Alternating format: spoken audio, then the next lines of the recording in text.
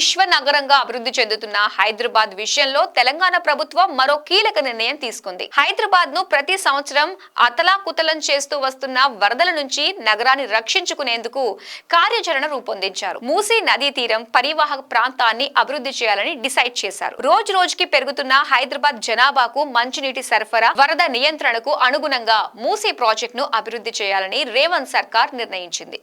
ఇందుకోసం ప్రపంచ వ్యాప్తంగా వివిధ దేశాల్లోని రివర్ ఫ్రంట్ డెవలప్మెంట్, వాటి నిర్వహణపై అధికారులు అధ్యయనం చేయనున్నారు. ఆ తరువాత ఆయా దేశాల్లో అనుసరించిన నమూనాలను మూసీ పునరుజ్జీవ ప్రాజెక్ట్ నిర్మాణంలో అమలు చేసే విధంగా ప్లాన్ చేస్తున్నారు. వరదల నుంచి హైదరాబాదును గట్టెక్కించేందుకు ప్రణాళికలు, బహుళ ప్రయోజనాలు ఉండేలా మూసీ పునరుజ్జీవం, మంచినీటి సరఫరా, వరదల నియంత్రణకు మూసీ ప్రాజెక్ట్, హైదరాబాద్లో 55 కిలోమీటర్ల పొడవున మూసీ పునరుద్ధరణ. హైదరాబాద్ మహానగరాన్ని సంవత్సరాలుగా పట్టిపీడిస్తున్న వరదల నుంచి రక్షించేందుకు తెలంగాణ ప్రభుత్వం బృహత్తర ప్రణాళిక ప్రకటించింది. మూసీ పునరుజ్జీవ ప్రాజెక్టులో భాగంగా వరద నీటి నిర్వహణ కోసం ప్రత్యేక చర్యలు తీసుకుంటోంది. వర్షాల ద్వారా వచ్చిన వరద నీరు వచ్చినట్టే తరలి వెళ్లేలా మూసీ ఫ్లడ్ ప్లెయిన్స్ కు ఇరువైపులా పెద్ద భూగర్భ నీటి నిల్వ సంపును నిర్మించాలని రేవంత్ సర్కార్ నిర్ణయించింది. మంచినీటి సరఫరా, వరద నియంత్రణకు అనుగుణంగా మూసీ ప్రాజెక్టును అభివృద్ధి చేయాలని డిసైడ్ అయింది. ఇందుకు సంబంధించిన పనులను వేగవంతం చేయాలని ముఖ్యమంత్రి రేవంత్ రెడ్డి అధికారులను ఆదేశించారు. రాబోయే 2 నెలల్లో ఇందుకు సంబంధించిన టెండర్లను ఆహ్వానించాలని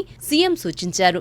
హైదరాబాద్ వరదలను తట్టుకోవటానికి మూసీ పునరుజ్జీవ ప్రాజెక్టు ఒక్కటే ఆధారమని తెలంగాణ ప్రభుత్వం నిర్ధారణకు వచ్చింది. హైదరాబాద్ లో 55 కిలోమీటర్ల పొడవున మూసీని పునరుద్ధరించడం ద్వారా పరివాహక ప్రాంతంతో పాటు నగరంలో ఉన్న అన్ని ప్రాంతాలు, కాలనీలన్నీ సురక్షితంగా ఉండటంతో పాటు లోతట్టు ప్రాంతాలు వరద ముంపునకు గురి కాకుండా ఉంటాయని అధికారులు భావిస్తున్నారు. ఔటర్ రింగ్ రోడ్ లోపల ఉన్న కోర్ అర్బన్ రీజియన్ లోని వరద నీటి సమస్యకు శాశ్వత పరిష్కారం దిశగా నగరంలోని అన్ని వైపుల నుంచి వరద నీరు మూసీకి చేరేలా ప్రభుత్వం ప్రణాళికలు సిద్ధం చేస్తుంది. వర్షాల నుంచి వచ్చిన వరద నీరు వచ్చినట్టే తరలి వెళ్లేలా ఓ భారీ ప్రణాళికను రూపొందించారు. ఈ క్రమంలో నగరంలో ఉన్న హుస్సేన్ సాగర్, దుర్గం చెరువు, మీర్ అలం చెరువులతో పాటు ప్రతి చెరువు, కుంటలను నాలాల ద్వారా మూసీకి అనుసంధానం చేయాలని నిర్ణయించారు. పెరుగుతున్న జనాభాకు అనుగుణంగా తాగునీటితో పాటు వరద నీటి నిర్వహణకు వీలుగా మూసీ పునరుజ్జీవ ప్రాజెక్టు ఉండేలా వివిధ దేశాల్లో ఇందుకు సంబంధించి అమల్లో ఉన్న ప్రాజెక్టు నమూనాలు పరిశీలించాలని అధికారులు నిర్ణయించారు.